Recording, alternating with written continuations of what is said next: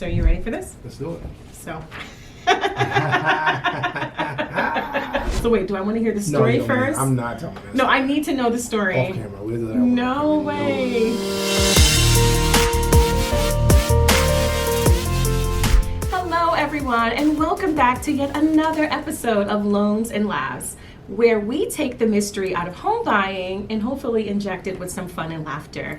I'm your host, Sabrina Charlo, aka the Purposeful Loan Officer, and I have one particular purpose for today, and that's to hopefully enlighten you with some real estate, education, and things that can get you started on your journey. So I am joined here today with a very special guest. I've been wanting him to come on since forever, and I like to think of him as the master of turning home hunters into home buyers. So today we have here Mr. Shawn Waller. I had a longer introduction actually, but I'm going to stop there. I was all in. All I need is I got my water ready. Let's do it. I love to hear about myself. No. Of course, as you should. So thank you for coming, Shawn. Thank you for having me. It's honestly an honor to be here. Thank you. Thank you. I know you're busy, doing a million things, so I definitely appreciate your time. So, everyone, this is Shawn Waller, as I mentioned, and Shawn, let's just jump right in. So you've been in real estate for how long? 12 years. This year makes 12. Very nice, very nice. And what were you doing before getting into real estate? I had a lot of retail jobs for the most part. Okay. I was working for a mattress company years ago. That's actually how I met Susie. Okay. We used to work together. Nice. So I worked for a mattress company for way too long. And then I left that job, started doing a lot of retail stuff. Well, I got my real estate license while I was still at that job. Decided to quit, go full-time in real estate, bombed heavily, so don't do that without a plan. But then I got back into retail, until I got my footing, and then I went into property management after that for 6 years. Wow. I was doing real estate part-time and then made the leap to full-time real estate in 2019. Nice. Now, what prompted you to make that transition from property management into real estate? I felt like I hit a ceiling in property management, and it was something that I couldn't sit behind a desk all day. It just wasn't something that I like to do, and I like to be in front of people and interact with people. And I knew I only had a certain threshold for income, and I didn't like that feeling. And, Absolutely. Decided to just jump in feet first. Absolutely. Would you say one of the best decisions you've ever made? Literally one of the best decisions. You can tell me off camera if you want I'll to. tell you Okay. No. I wouldn't go back for anything. I love the freedom. I love interacting with people. And like I said, I have no ceiling to the income I can make. Nice. And I guess as a kid, have you ever envisioned that this would be your path? Any idea whatsoever when you were younger? I really didn't. When we was talking off camera, we was talking because I said I feel like I'm in the studio right now. I feel like I'm about to just, bring out the inner child in me. But I had two best friends growing up. Two of my closest best friends. One was an entertainer. He rapped. He was signed at 16 years old. Shout out to Ali. And I had another best friend who was like a known prodigy basketball player. So I was kind of like on the outskirts of both of them, trying to figure out my footing. So I was just mostly into helping them accomplish their goals and their dreams. Nice. And I was the team player. Let's put it like that. And no, did I look to be a real estate agent as an adult? No, it wasn't something I thought about at all. What about if you go back to your childhood? What were some of the things you thought about? Every child has that period of just having an imagination and always role playing. What was that thing, if you remember back then? I always wanted to be a business owner. Okay. For the most part. That's something that I looked at as something that was attainable, and I saw a lot of people in our neighborhood, especially back then. I'm gonna age myself, in the 80s, early 90s. Yeah, shout out to the 80s. Shout out to the 80s. That looked like us, that had businesses. Yes. So it was something that I was like, oh, I could do that. I just didn't know the path to get there. Nice. So I didn't keep keeping it. I didn't tell you the secrets back then. Of course. But you discovered it, and here you are now at the end of the day. I'm here now. I'm in front of Sabrina. I'm on her podcast. I'm nervous. I'm happy. I'm happy to be nervous. You can't be more nervous than me, though. I mean, you are Shawn. Nice. So what would you say is one of those things that people don't talk about in the real estate industry, when it comes to going into real estate as a career? What's the one thing that surprises people about realtors? The work that you have to put in for it. Honestly, Yes. it's the work. We hear it all the time. I was watching something earlier. I watch a lot of podcasts and just things in general, just to keep myself motivated in the business. Nice. And what I was watching, the clip was people were talking about we are we're not really in the business of real estate. We're in the business of prospecting. And a lot of Yes. people don't realize it's a constant, Yes. every day, all day, you should be prospecting at some capacity. Prospecting and servicing at the end of the day. Yeah. Even if it's not the traditional prospecting, like cold calling and that's it. Like, you're supposed to be in front of people. That's really how you get this business going. You have to be in front of people. I think networking is a big component to the business. Effective networking, not just going to networking events to go to the open bar. Well, I have to ask, how do you, we're talking about people now, okay? I'm Well, saying not in me. general. No. No. We're not talking about I'm me. saying in general. A lot Right. of people think that that's networking, which is Absolutely. fine. It's great for a loan officer to be in front of realtors, right? Of course. But it kind of doesn't make sense for realtors to be in front of other realtors. Like, you're not really Understood. going to get business that way. Understood. Unless you're in a different market. Like, if you're going to events in New Jersey outside of your state, you may get that referral business. Like, effective networking. That's the way I look at it. Absolutely. No, I totally can understand that. I can totally understand that. So what do you do outside of real estate? If you looked at, how you spend your time when you're not working, what does that look like? I'm with my family. I'm with the kids as much as I can be. Nice. I mean, my wife may say different, but I'm with the kids. Perspective, right? Perspective. Other than that, I really don't do anything, honestly. I live an old, boring life. Why which is that? I'm fine with that. I did a lot Okay. as a kid. I felt like I've done a lot of things. Okay. I'm not really in the party scene like that anymore, not that type of stuff. But yeah, I spend time with the family, spend time with friends when I can. Nice. Yeah, that's my life outside of real estate. Okay, but balance, right? It's all about balance. I mean, it's one thing to work hard and to, have that dedication, which is amazing. Mhm. But you want to make sure, that you're always balancing and you find something outside that's also rewarding besides, the thing that you call your career. You have to, because you can't let it consume you too much. Absolutely. And it's easy to happen too. It's totally easy to happen. Yeah. Yes, absolutely. Cut your phone off. There you go. How many of us can actually do that though?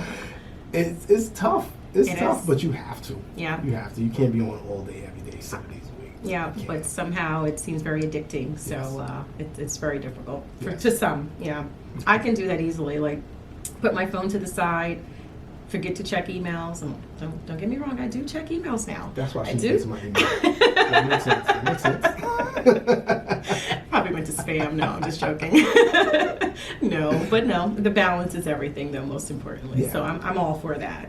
Absolutely. Okay. Well, thank you for sharing a little bit about yourself and your background and your experiences. I think it's amazing. So again, thank you for being here. Most importantly. So now that we have that all under cover, I want to switch it up a little bit and jump into the first segment, which I like to call accept, reject, or counter. Here's how it's going to work. I'm going to present you with a couple of different real estate scenarios, and you're going to tell me whether you would accept the offer, reject the offer, or counter it. So are you ready to play? I'm ready. Stop Let's do looking it. over there, Shawn. The answers are not over there. I have control. All right, so number one, a seller is willing to sell their home at the asking price, but they want to stay in the house rent-free for 6 months after closing. Do you accept, reject, or counter? It depends on what side of the coin I'm working on. So if I'm working with Okay. the buyer, we're rejecting that. Okay. To stay in the property rent-free for 6 months, a lot of different things can happen in that scenario. They're not technically a tenant because you're not collecting rent. You don't have a lease. If they don't leave within 6 months, then you have to start the eviction process. We're in New York. Yes. Landlord-tenant laws. Oh, goodness. You could have this person who you purchased the house from be your tenant that you're evicting. So that could be very, very, very scary. Listen, all those examples are out there, I'm sure. Yes. I wonder. I'm pretty sure they are. Yeah. Especially in a market like this, people are just desperate to do anything at this point. Yes. If I'm working with a seller, I'm saying let's negotiate. Okay. Let's counter. I think that was the let's counter. Okay. Maybe not stay rent free for 6 months, but maybe you could stay at a reduced rent for 6 months. Okay. While you're in transition to do something. I guess you're probably looking to purchase your next home. You're looking to move to another state. You're waiting for your kids to get out of school. That's maybe why you need 6 additional months. Maybe you could do post-possession in a sense. Post-possession basically you're closing, but you're not giving the keys to the other party. Okay. So yeah, I would say we could definitely counter with that if I'm working with the seller. Okay, I can respect that. Now, have you ever seen a situation like this before? Yes, you have. I've dealt with a situation like that. They paid rent, so we figured out what the market rent would be. It was like 4 months. It was for the reason they wanted to close, and we need an additional 4 months for the kids' school year to end. Oh, okay. Now, something like that, does it usually get included in the contract? It would be included in the contract. It would be. That's part of the post-possession agreement. Yeah. I see. Okay. And you'll do multiple walkthroughs. So you'll have an initial walkthrough the day or two before that you close. You want to make sure the house is in the same condition that it was in prior to you going into contract. Nice. Then during post-possession, you'll do the same inspection again. Not inspection, you'll do the same walkthrough again to make sure everything is to your liking. Understood. Okay, good to know. So accepted on the buyer side, did you say? Accepted on the buyer's and side. No. Rejected on the buyer's side. Yes. Correct. And countered on the seller side. Okay. Mm-hmm. All right. So jumping into the next scenario then. A buyer asked to include the neighbor's yard in the sale. Excuse me. Even though it's not a part of the property. Do you accept, reject, or counter? Well, you're going to have to reject because you can't take over someone else's property. There we go. You have to. And a survey is going to be ordered prior to you closing anyway. So a survey is basically just a outline of your property line to let you know what you own compared to what you don't own. Absolutely. Sometimes they get a little dicey if your neighbor decided to put up a fence and they didn't go through the right channels and get a survey when they did that. I've had situations like that. Absolutely. But as far as you just take someone's land, no, that doesn't happen. So, yeah, cannot do that. It is not legal, and most importantly, lenders require surveys because we want to obviously make sure it's a good investment and things are legal and to the T. So I'm with you there. Yeah, but if you want to cut my lawn for free, you could. Of course. I don't object to that. No issues there. All right. Okay, so that was an easy one. Okay, so what about something like this? So a seller wants to hide a known issue with the property, maybe like a leaky roof or something, right? To avoid lowering the price. So I'll repeat that. A seller wants to hide a known issue with the property to avoid lowering the price. Do you accept, reject, or counter, and why? I would counter. I would counter with that one because you could do that. So now with everything going on with this NAR lawsuit, now we have to. The seller is by law, they have to give this property condition disclosure. They have to let you know if there's any issues in the house that they know of, and that goes to the attorneys. You shouldn't lie on this form. But again, if I'm working with the seller, I'm going to tell them you could do that, of course, but you're going to have a home inspection. The home inspection is going to let the buyer know that there's some type of default with the roof. Absolutely. Then you can negotiate it down. After that, either you can give a credit or you could. Usually probably either credit or reduce the price to reflect what the cost of the repairs would be. Okay. So yeah, I would say, did I count that? I think I counted. I think you countered. Yeah, yes, that. Absolutely. Yeah. So I think it's all about transparency too. Transparency. So you want to make sure that both parties have full awareness to the point. To your point. So Yes. I do agree with you there. Mm-hmm. Okay. So the next question is: a seller wants to list their property for sale, but also quietly advertise it as a rental until it sells. Quietly. So I guess it so their objective would be to generate rental income while it's on the market. I'll accept that. Yeah. I'll accept that. It just depends on the terms of that agreement. Right. So how are you showing? If you're a seller, so let's put it out there. If you're a seller and you come to Shawn and you say, "Listen, Shawn, I want to do exactly what you just said. I'm going to ask you 2 questions. One, how are we going to advertise this house? How are we going to show this house to prospective buyers coming in? Are we going to have full cooperation from the tenant to let us show? Because if we do, that's fine. Right. What is the timeline that you have? Okay. Is there a lease agreement? I have more than 2 questions. Is there a lease agreement with this renter? Is it a short-term lease? Is it a long-term lease? If it's a long-term lease, it's not going to work. Okay. Because you have someone that's in there for a year, say they just started this lease, most likely they're not going to leave if they have a lease, or you're going to be paying out for them to break that lease. That could get dicey. Of course. If it's short-term and you have a timeline in mind, say it's coming, the summer's coming up, and you have you're in a hot market, you're in Hamptons, and you know that's your money maker for the summer. Of course. And I could generate $10,000 a month for the next 3 months. Absolutely. That's what I'm doing, and most buyers would understand that. Understood. Full transparency, like you said. Of course, Yeah. absolutely. Okay. So what about this? Because you kind of touched on it, but you didn't, but you kind of did. My next question, a seller insists on being present at each and every open house. What are there like certain guidelines There's no around that? guidelines. Have you ever allowed that before, or is that common is the question? It's not common, and you shouldn't be there. And I will counter the seller with this: is how comfortable are you with people leaving their critique on your house? And footprints. Yes, that too. Yeah. Because people, they're going to have opinions, and everyone's opinion is different. The way you view your home Yes. is totally different from the way the person coming in could Absolutely. view your home. And they could be totally off the cuff. They could be unrealistic, whatever. We've seen that. Yeah, But people are going to have opinions no matter what. absolutely. You shouldn't be home. People should be able to walk around the house and feel freely, because a lot of people will feel uncomfortable as well. Absolutely. If they see the seller, which I've had that before, seller just sat on the couch for 2 hours. The entire time? The entire time. Get out of here. Did you know that was going to happen prior No, to? I did not know that. Get out of here. Well, did they have like an excuse? Like, oh, you They had nowhere know. to go. Yeah, I don't Sorry, there's something called outside. They didn't want to go anywhere, so they sat on the Okay. couch. Nicest people ever, but Okay. people do feel uncomfortable. They know the homeowner's sitting there with their feet up on Yes. the couch watching TV while we're walking through an open house. It's a little weird. Yeah, Yeah. absolutely. So go outside. You got 2 hours. Go take a- Exactly. take I'm sure you can find a hobby within 2 hours. Yeah. Have you ever had like any crazy open house stories where, people, prospective buyers came to the open house and maybe the commentary was a little bit too out there, or maybe their behavior? Like, have you ever seen anything that really shocked you at an open house? Well, This happened just yesterday. I had a few. No.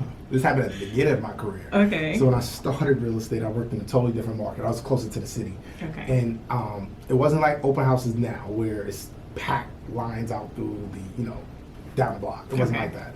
Back then, we dreaded open houses. You had to take Really? a book with you, a tablet. This one, dating myself, but you dreaded them. So when you see someone come in the open house back then, you were happy. Like, oh wow, I finally got somebody to walk through the open house. And I remember I was in a co-op building, and a lady got off the elevator, and I was like, finally, it's the first person to come through in an hour and a half. She just beelined to the bathroom, and I didn't see her until the end of the open house. So she basically used the bathroom. She used the open house as an excuse to come use the bathroom. Interesting. You notice the silence because I don't know what to say to that. Okay. And That's she was different. in there for a while, so I'll just leave it at that. Okay. That's interesting. And she just walked out like nothing. Like nothing happened. She didn't even ask to look at the home, Had ask no questions. interest. No interest. And I was Okay. literally like on the 8th floor, so she had to come off the street, get on the elevator. Wow. Yeah, it was interesting. Okay. I'm just as shocked as I am now. I'm sure you were shocked back then. And of course, I when would she say. did that, that's when the crowd started coming in. Okay. Of course. Yeah. Good to know. Okay, so then I'm going to jump into another question if that's okay with you. Okay, so a seller insists on marketing their home only to international buyers. Do you accept, reject, or counter? Reject. Fair housing, we don't do any of that. We sell a home, we don't sell people, we don't, Yes. discriminate on anyone that's coming inside the home. Absolutely. I'll tell anyone, money's money. It doesn't matter where it's coming from, and buyers are all around us. So you shouldn't limit yourself to that anyway. Why are you limiting yourself to a Absolutely. certain anything? I agree. Yeah, makes sense. Absolutely. Reject. Yep. Always reject. I'm with you there, 100%. So then my last and final question in this particular segment. A buyer is interested in a home but requests that the seller makes a donation to a local charity in their name as a part of the deal. Reject. Because I don't even think that. I'm gonna say, is that even legal? I don't even think that's legal. I don't think that's legal. I mean, you can donate to my My PayPal. But no, I'm joking. Say your PayPal. I'm joking. But yeah, reject.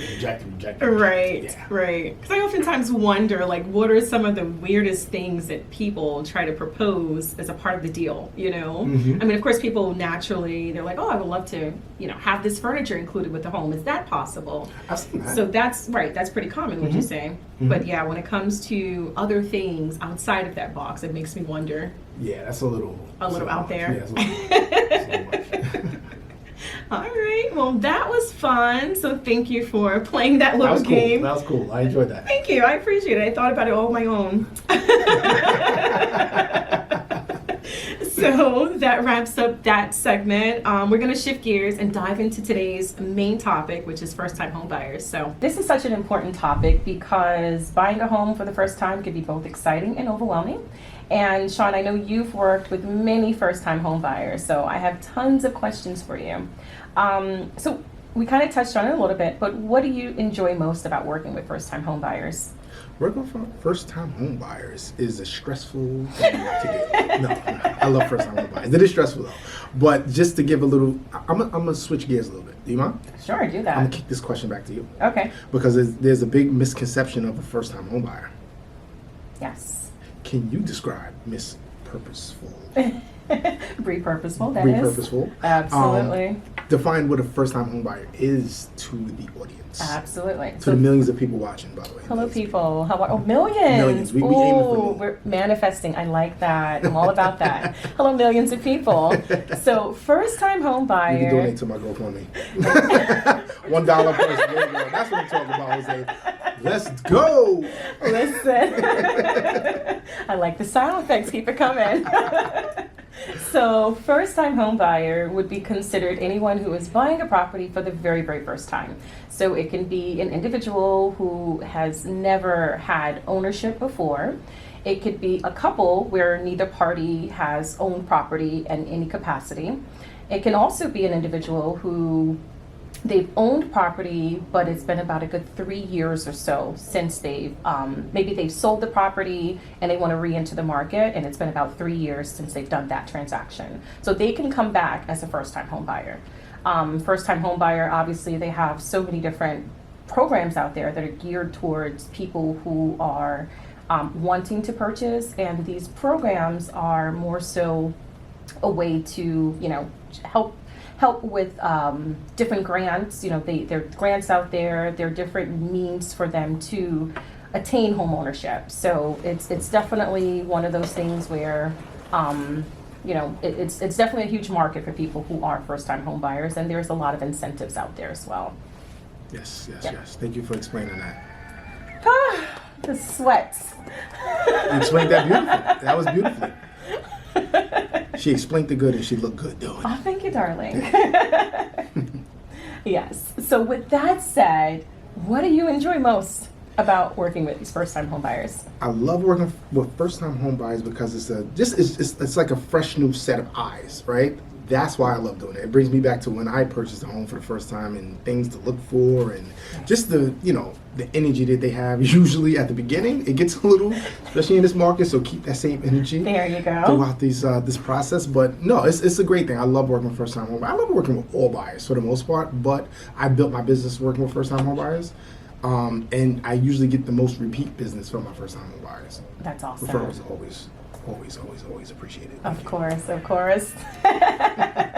I love it. So what are some of the most common questions that you typically get from first-time home buyers? It's usually, how much is this going to run me?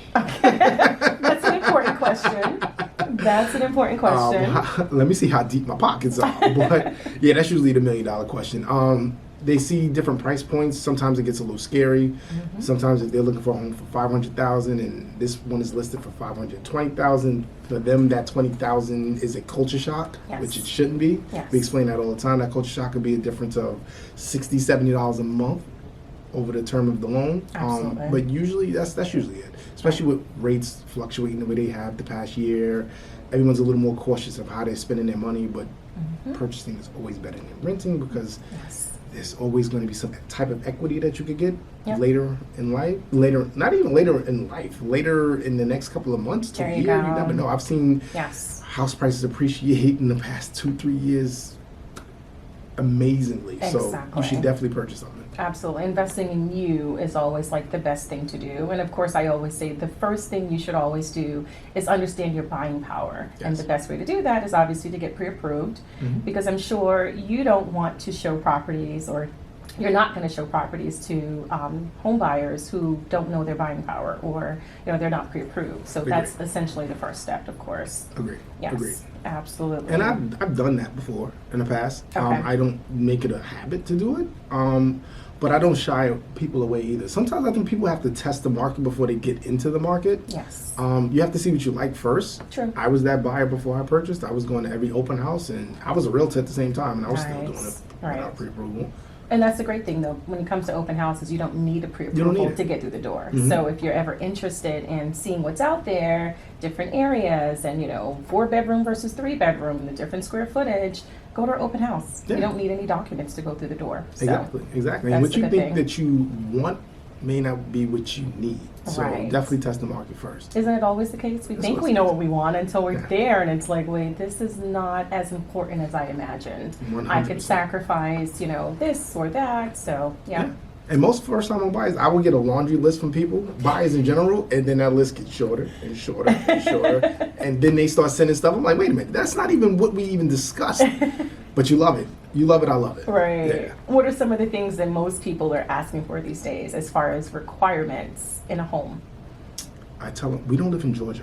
I can't compete with as many mansions one that day. cost $600,000 in Georgia. Tell me about Yeah. it. Tell me about it. Or Texas, for Or that Texas, matter. yeah. So, but welcome to Long Island. That $600,000 may get you this 4-bedroom cape. You may have some grass You may have- sprinkled in the yeah. front. You may need a new kitchen and bathroom, but this is No basement. No basement. No basement, yeah. But yeah, I think expectations, especially what we see online, is really not reality. Yes. And sometimes you don't need all that. You don't, Yeah. you don't need this huge mini mansion anyway. Yeah. Bigger the house, bigger the bills. True, very true. But everyone has that HGTV, vision, and I think that's another thing. You see HGTV, you fall in love with the homes, and then it's like, wait, what's realistic though? Yeah. And again, it's a nice vision to have, but then reality sets in. Yes. And you don't want to be house rich and cash poor either. So Yes. definitely take your budget into consideration with everything. Exactly. You can always upsize later. You could, upgrade. You could. Yes. There's time and place for everything. Your first house doesn't have to be the last house. Yes, absolutely. And I think people have that misconception that their first home should be their dream home. Mhm. Everything has to be present in that home. But like you said, there's that opportunity to upgrade in the future. You can become a landlord, rent it out, Mhm. get something different. So there's always opportunity for all of those movements. 1,000,000%. Yeah. So what are the top 3 things that you that homeowners, first-time homeowners specifically, should know before even starting the process or before buying a home? Know where you want to be. Know where you want to be. I think location is always the biggest thing that everyone should pay attention to. Yeah. Proximity to work, even though that may not be your forever job, but it's the job for now. There you go. You shouldn't be 2 hours away from your job. You should be able to calculate your traffic going to and from. Very true. Make sure it's around the amenities that you really want to be around. Your lifestyle. If you're Yes. a person that likes to go out and eat and restaurants is your thing, and you should be close to that. Yes. As close as possible. And what else?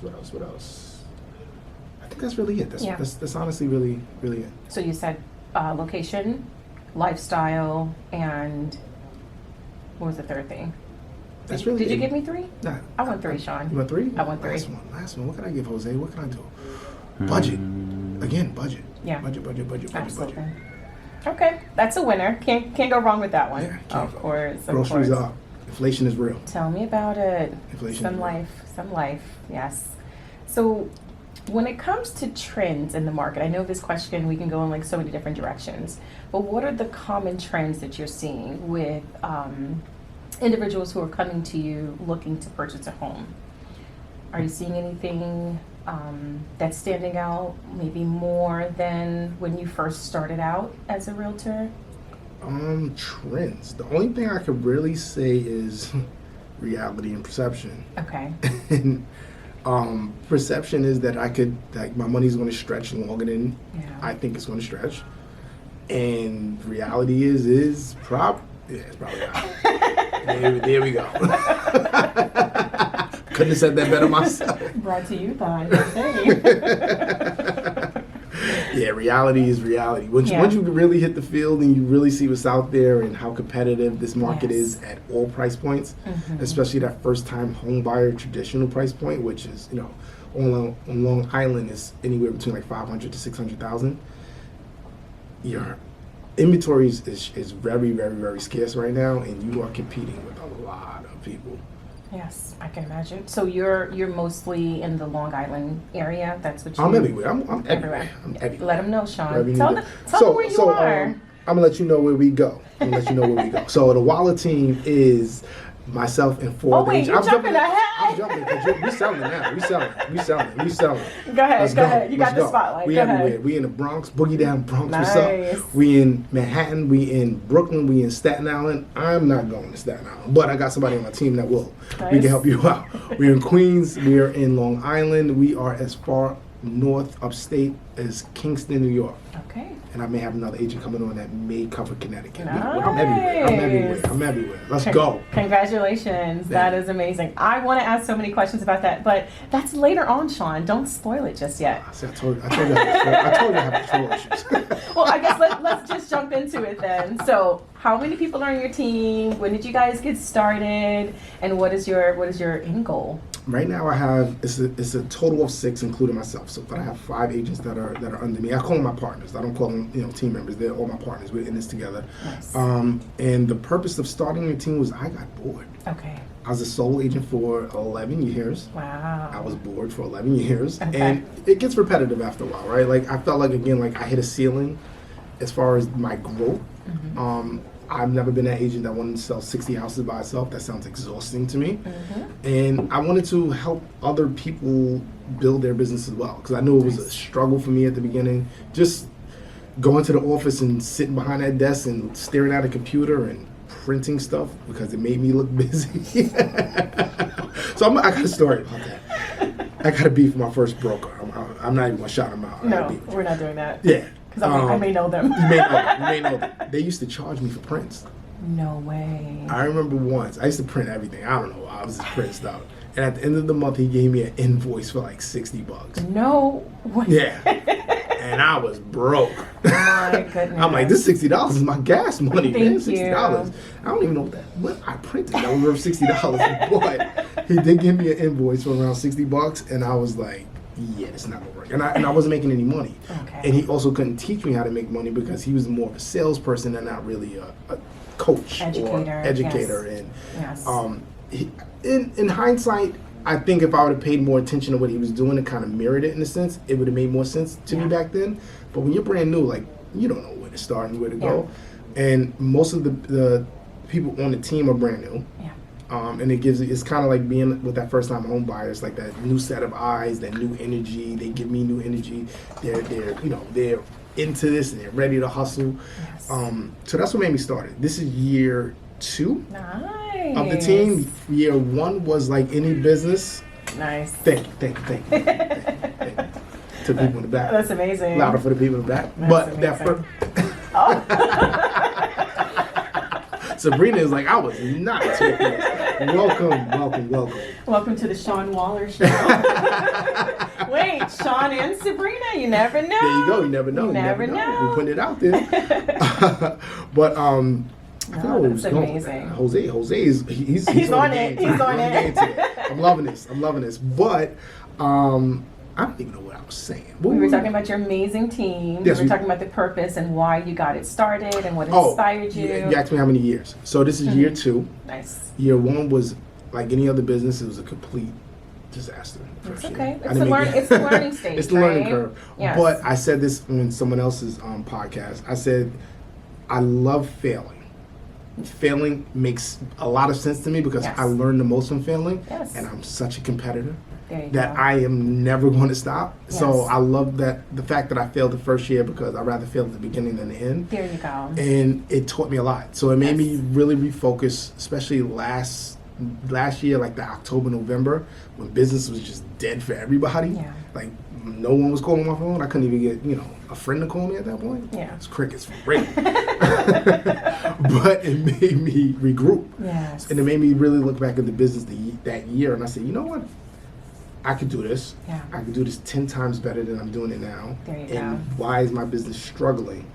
And it made me get back to the basics. There you go. And I learned from the heavy hitters that took me under their wing. Nice. And got back to the basics, yeah. That's amazing. So you had a whole new game plan, New a whole game new plan. approach. Mm-hmm. That's awesome. Yep. But you see, you touched on something that's really important, the idea of failure. People are afraid to fail. Mm-hmm. And to your point, that's the learning stage. When you're failing, I feel like when you're failing, that's when you're taking the time to look at everything from a holistic standpoint and trying to better strategize, Mm-hmm. try to figure out what's not working, what has to be put in place in order to work. But I think the crazy thing is, like, we live in a society where people have this thought that everything has to look successful. Yes. And while it's great to look successful, it's almost like, okay, but tell the true story of how you got to where you are. Mm-hmm. And, people don't want to uncover that, Yeah. So I do appreciate you for sharing that. But No. And I'll say this to anyone that's failing now, right? Yeah. Or they have this perception that they're failing because it's I think that's a good way of clarifying it. Yeah. That perception of failing, because they're comparing what it should look like based off of what other people are doing, Mm-hmm. and that shouldn't be the case. That shouldn't be the case at No. all because we all have our own paths of life, and someone could be super successful today and it Yes. could crash tomorrow, and then it could be your turn, right? There you go. I would say get back to basics, like I was saying earlier. Mm-hmm. Slow everything down. Like take away the distractions, turn the phone off, Yeah. delete the Instagrams, delete the Facebooks because Yes. that's just highlight reels, Thank right? you. And really focus on yourself and dive into your business. I think a lot of people aren't putting themselves into their business enough anymore. Pay attention to your business because you had success at one point probably. What was making you successful at that point? Right. Was it A or was it B? If it was A, put your focus back into A. There you go. Put it back into that. Get rid of all the other stuff and then you can always circle back later. Absolutely.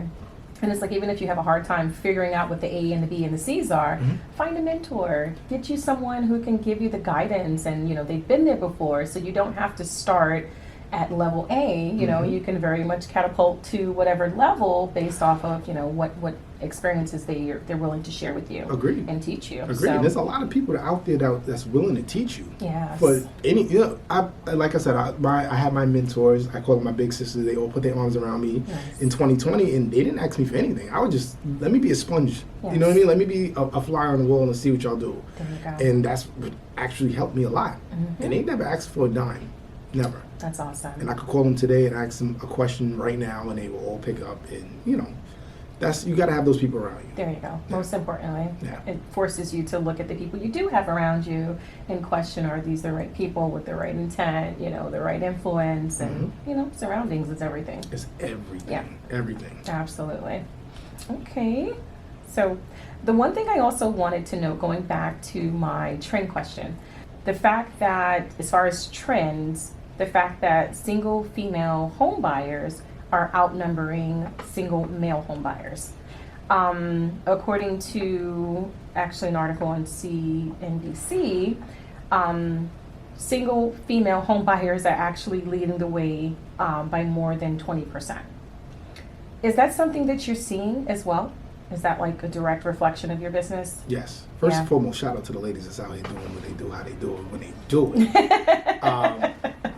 Y'all are always killing it, man. That's why I even love working with women. Women are always on their game. They know what they want. They're always on their game. To answer your question, Yeah. yes. I have probably sold more homes to single females than males, Wow. without a doubt. It is not even close. Right. Not even close. And I wish I could wrap my finger around why. I was going to ask you, any idea there? I don't know. I think, and I don't want to say what I want to say. No, but say it, Shawn. Say it. I think males sometimes it's harder. It's a little harder for us when we're getting into the workforce and figuring ourselves out a little bit. I know as a young male myself at one point in life. You're still young, Shawn. I'm still young. I feel old, but I'm still young. When I was in my 20s, I was short term. Like I wasn't thinking about that type of stuff. We were thinking about going out and partying and, you know, getting the money and spending the money and, you know, it really wasn't Getting the girls, you know, chasing you ladies, you know, chasing y'all. But y'all didn't tell us what y'all was doing. You know what I mean? You didn't tell us that you was saving we were up. stacking Yeah, up, ready to buy a house. We had it all planned out. You had it figured out. Yep. But yeah, we weren't thinking that long term, and we weren't taking care of our credit the right way, and getting those careers early. And I think that's a lot to do with it. And, you know, ladies, I think when it comes to college grads, I think lady leads the pack in that as well, with degrees and things of that nature. So they're usually getting into the workforce going strong and, you know, really making something out of it. And I think that's a big part of it. I think guys, we need to stop thinking so short term. Yeah. And I can't even put that on the young guys, because I know some old guys that do the same thing still too. Yeah. Stack your money up, invest. Stop trying to be flashy. Yes. You know, you probably put more money into the car than you would to the house, which doesn't make any sense. It doesn't make any sense. And I tell you, when I get applications for loans and I run credit, and the first thing I see is a car payment of $900 plus, it's scary. And the reason why I say that is because obviously, you know, we use DTI, which is the debt to income ratio, to dictate a buyer's ability to qualify for a loan. And when you have such a large car payment as $900 or whatever that amount may be, that skews your DTI, that skews your affordability, because now essentially you are taking that $900 and you're putting it towards a car payment where that money could have very much went towards your home loan. And essentially it makes a huge difference. I mean, the difference of you having a car payment that's $900 versus a car payment that's $300, which I know in these days it's like, you know, where do you find that? But it's definitely out there. But it definitely it makes the difference when it comes to what you can afford, for sure. Agreed. Yeah. Agreed. And I've never really been a car guy. I guess it's never been my thing. And I can never imagine myself paying that much for a car. One. Yeah. Two, it depreciates as soon as you drive off the lot. We've heard that a zillion times. Absolutely. Upkeep of a car is insane. And you're only in a car for how many hours a day? Like, it doesn't even make sense. Yeah. Unless you're sleeping in your car. That's, you know, that's a little different. That's a different story. And that's cheaper than rent. Maybe they have a strategy there. Sabrina, I see what you just did. No, Sabrina I didn't do that. Instead of y'all paying rent, y'all living in your car. I did not say that. Yeah, that's why they parked outside of Planet Fitness and they taking their showers. I see what she just did. Do you know people who are doing this, Shawn? We have 1 million people watching this podcast, and they may be one of the people watching it, so I'm not saying a word. Listen, but I see you. And it's not failure. You got to do what you have to do sometime to get where you need to go. There you go. But, you know, listen, save up, stack up. Stack up.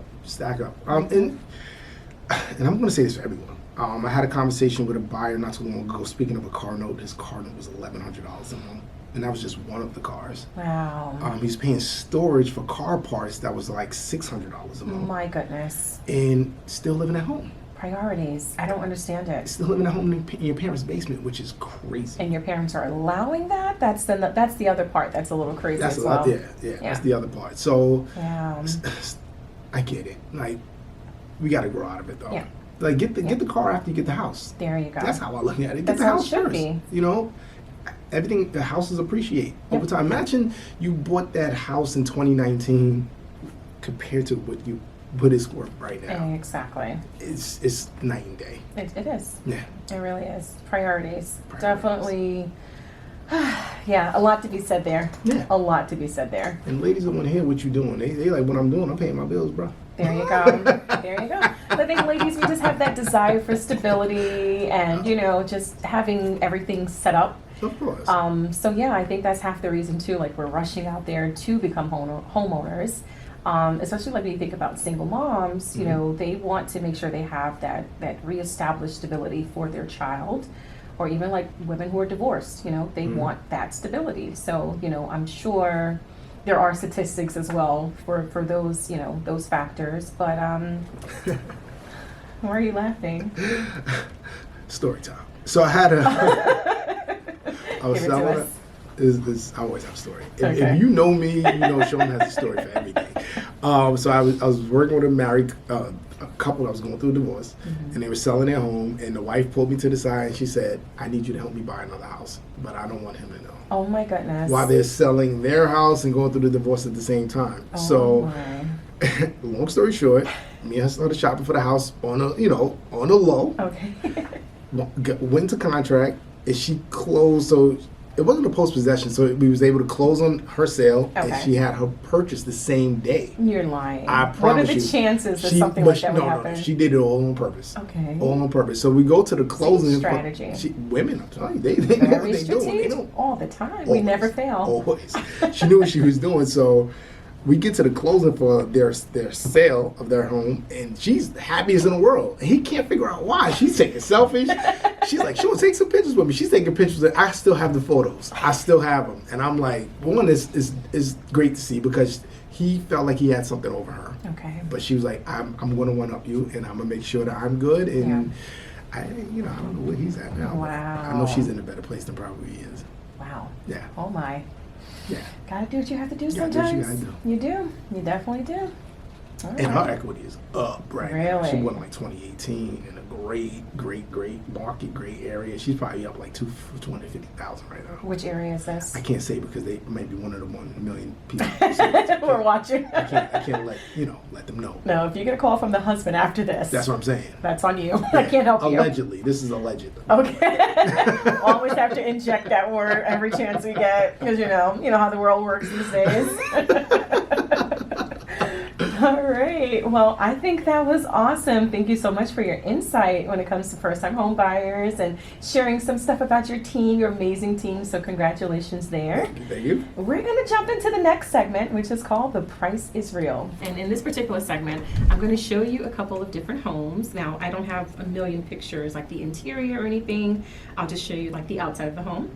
And what you're going to do is you're going to tell me your best educated guess whether or not the home sold for above asking or below. Okay. Okay? So are you ready for this? Let's do it. And by the way, some of these homes may look familiar, so. That story. Does this look familiar? That story. Okay. Okay. So wait, do I want to hear the No, story you don't, man. first? I'm not telling this. No, I need to know the story. Off camera. We'll do that No off camera. way. No. Okay. No. Okay, how long was this on the market before we even get into? Not long. That Okay. one was on the market maybe for like a month and a half. Okay. Yeah. Alrighty. So do you remember or do you know what the asking price was and The Where accent it price for sold? that one was $425, I believe. very true? And we sold, that one had a seller's concession. Okay. That one sold, I believe, if I remember correctly, for $415. Okay. Okay, that is correct. I'm testing your memory, by the That was way. good? That was actually correct. That's cool. So talk to us a little bit about the seller concession. And then I do still want to hear the story, but we'll just stick to the seller concession for now. I'll give you two different stories on that one. Okay. I'll talk about the seller's concession. We had to do the seller's concession on that one because the house didn't need a lot of work. Okay. And that's because of the story that I'm not going to tell. Can But you tell the audience what a seller concession is, by the a way? seller's concession basically is kind of like a credit that you're getting back from the seller in a sense, but you're financing it, so it's not really a credit from the seller, but they have to approve it. And when you, for example, with this one, I believe the seller's concession was around like $15,000 for that one. So we Okay. went into contract for $430,000, and they got a concession back of $15,000 Nice. towards closing costs. The house has to appraise for that value with the concession, so it has to appraise for $430,000, even though you're really purchasing it for $415,000. If Correct. that makes sense. Yes. Yeah. Okay. Do you want to tell us the story now? Or Can't. okay. But I'm going to tell an interesting thing with this one. So we were talking about it earlier when it comes to like generating business and prospecting and stuff like that. I got this lead a different way. So Okay. I was showing a buyer, because it's a townhome. This is in Central Islip. I was showing a buyer a similar townhome in that area, and they didn't like that one. So in the meantime, I think he pulled off already. And I was like, you know what? I have some door hangers in my car. Let me go hang up some door hangers in the area because I liked it. I was like, this area is interesting. When hung up door hangers, I don't knock. I just hang up door hangers. I did this on a Thursday. The seller called me on a Saturday Nice. because they were interested to sell the house, and I met with him on Monday and we listed it. Nice. So you could get business any way. You just have to do The a work. combination of everything. Yes. Do you find one strategy being more effective than the other for you and your business? I could say yes. Okay.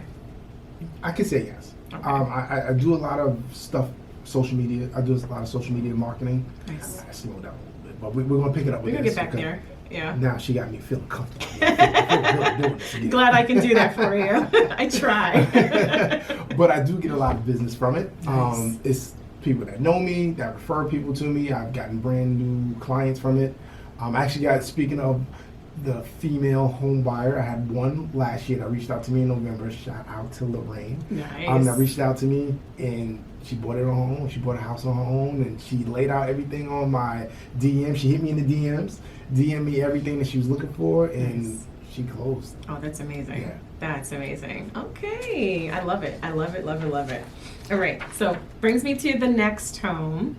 This one's in Babylon. That one's in Babylon, North Babylon. Shout out to North Babylon. That's my hood. That's my hood. That's my hood. Oh, is that where you're from? No, I'm a Queens boy. Shout out to Southside Jamaica. Yes, Queens. yes. But I reside in the suburbs. Very nice. Very nice. Very nice. But this, what are we doing? So I want to know what was the listing price and what did it sell for? We listed at $625. We sold at $665. All right, your memory is actually pretty good. We're getting those homes sold, baby. Nice. I love it. I love it. Any interesting stories with this one? That one was a classmate. That one is an interesting story. So the homeowner, who's also from Southside Jamaica, Queens, Southside Jamaica, Queens. The homeowner actually was a good friend with my brother, my younger brother, and they hung out with each other, and I had no idea. Get out of here. No idea. We met at my daughter and his daughter were classmates in North Babylon. We met at my wife knew his wife. Okay. And we were at an event and we started talking. I'm like, wait a minute, you know AJ? AJ's my brother. He's like, oh, I hung out with AJ all the time. Get out of here. It's like a 7-year age gap. So Okay. I wouldn't really know them, but that's how I got the listing for the most part. Oh, that's amazing. Connection is everything. Connections. There you go. There you go. I love it. All right. Oh, you get, we Listen. shout out to Queens again. Shout out to Hollis, Queens. Well, listen, this was intentional, okay? This was all intentional. I got a story with that one too. So Okay. another referral that I got from a past client. Shout out to Nicole. That's my girl. So Nicole is actually my neighbor now. So she sold that home. Shout out to Shawn Waller again for selling these homes and getting these homes sold, baby. That's what you do. So we actually sold Nicole's home in Hollis, and she is my neighbor in North Babylon right now. Nice. Now you're gonna ask me the price on that one. Yeah, what did we let's list see. this one for? Oh man, what did we list? I'm gonna get this one wrong, but I know we sold it for. I can over tell this you what the price. listing price if you tell me what the selling price. Tell me what the listing price. Listed for $788. I was gonna say 780. But Okay. I believe we sold that one for 8 1/4. Really? I believe so. Okay. Yeah. So tell me, what were some of the reasons why this sold above? Do you Why they have me remember? as their realtor? Oh. All right. You know. I mean, the show is over now at this point. What more is there to say? But that goes back again. Oh, we Oh, weren't wait, ending was it? that We like weren't ending good it? time? That was the ending music. Didn't you say finish the show? I was closing it out right there. I'm gonna need that at the end, okay? That goes back again to our single female homeowner. Nice. There you go. Even the first one that you showed me in Central Islip, single female homeowner. Wow. That's 3 for 3. There we go. Says So- something. It says We something. telling the truth out here. Yep, there we go. We're backing it up, right? Support. Backing All right, so this next one is going to be the last one I show you. it up. Okay. I think I may want to live here one day. I'm not sure, but I know a realtor for you. but I really, really love this home. Okay. So tell us a lot about this home, and I'm nervous. are you? Is that right? You tell me. Oh. I love this Oh home. man, this is Post my it just so favorite you home. can see. Ooh. I So, love it. I don't know when this is going to air, but hopefully it's not available when it does air. Right, But this right. one is 437 Atlantic Avenue in Freeport, New York. Yes. We are listed at, so this is a 4-bedroom, 3-bathroom. Gorgeous. So gorgeous. High range. Love it. Amazing brickwork in the front. Did you see the backyard? I did. Remember when you was a kid and you wanted McDonald's and your parents said to you, "We got McDonald's at home." This is when we want to go on vacation. We got a vacation at home. Yeah. This is what this house is. Yeah. You Yeah. wanna- It gives me vacation vibes for sure. You don't need to go anywhere, You need to go anywhere. when you live here. The pool is amazing in the back. Ah, The best family that I'm working with. Nice. And we're listed at $1,025,000. oh yes. Which is It's a bargain. gorgeous. Absolutely gorgeous. How long has it been on the market so We've been far? on the market right now for 2 weeks, I believe. Nice. I have a second showing on that one today, so they may be buying it. Oh, you do? Yeah. There we go. I should just say congratulations one time. Even though, I've wanted it for myself, but it's okay. No, that house has everything. It's one of those homes that you will never grow out of. But Yes. as you get older, you don't have to go anywhere. It has a primary bedroom on the first floor, full bathroom. It has 3 bedrooms on the top floor, 3 bathrooms, finished basement, 2 bedrooms in the My basement. gosh. Oh, Beautiful. I love it. Absolutely beautiful. And that was another referral. Shout out to all my referrals. There you go. There you go. Any upcoming open houses for this? Not this week because the brother is tired. You're not allowed to be tired, Shawn. How dare you? I've been doing open houses a lot on this one, but Okay. the last 2 weeks of August are always a little weird. Okay. People are going on vacations. Those are the last minute Yes. vacations. Holidays coming up. Holidays so- coming up. They get the kids ready for school, so it's always a little weird the last 2 weeks. Okay. But we will most likely, hopefully it's not available then, but Right. the first week of September we will have open houses. Okay. First week. Awesome. Well, I'm going to congratulate you in advance because I know this is going to sell, and like I said, it should be mine. Thank you, But thank it's you, okay thank for you. now. But if you need a loan, I know a loan officer. That's Do perfect you? for what she do.